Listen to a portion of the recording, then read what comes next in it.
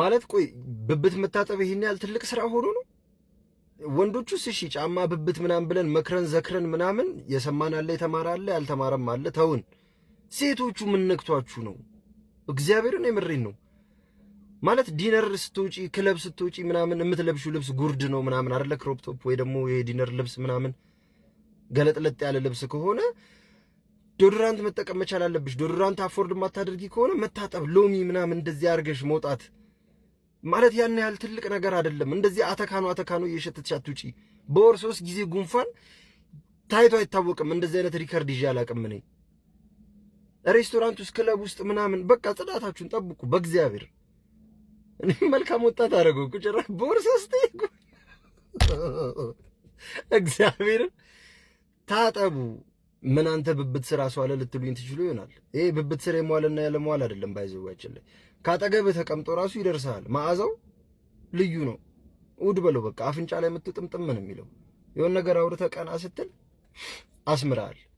እንግዲህ አሁን ኮመንት ላይ መተህ ደግሞ ከተንጫጫ ራስህ ምን እንደሆንክ ታውቀዋለህ ማለት ነው። ግንባር አማርኛ ነው የምትጠቀመው ከዚህ በኋላ። ከደበራችሁ የሚደብራችሁ ጤናችን ታወከ። ሁሉም ሰው አቅም አለው ማለት አይደለም። በቃ ባለህ አቅም ግን ጽዳትህን ጠብቅ። ስፔሻሊ እንደዚህ ፐብሊክ ቦታ ላይ የምትውሉ ሰዎች ያደመታል።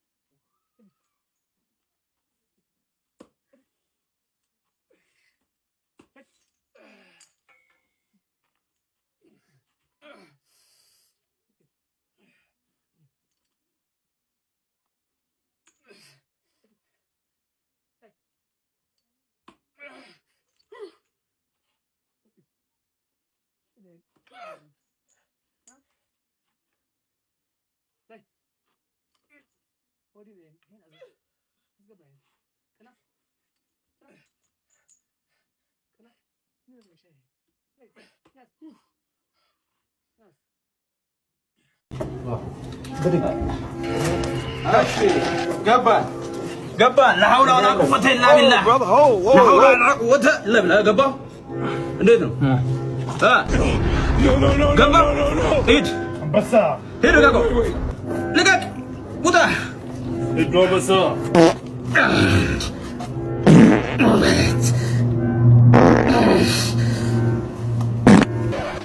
እግዚአብሔር ሙት ቀስቃሽ ፈስ የሚፈሱት ሙት ቀስቃሽ በቃ አቤት ጥንባቱ አቤት ሸታትነቱ ወየው ጉዴ ያለ ሰው አፍንጫ ላይ ተቀርጾ ነው የሚቀረው። በቃ መጥፎ ፈስ ደግሞ መርዝነቱ ጉንፋን አትለው የአእምሮ በሽታ ሁሉ ነው የሚያስይዝ። እግዚአብሔር ጥንብ በቃ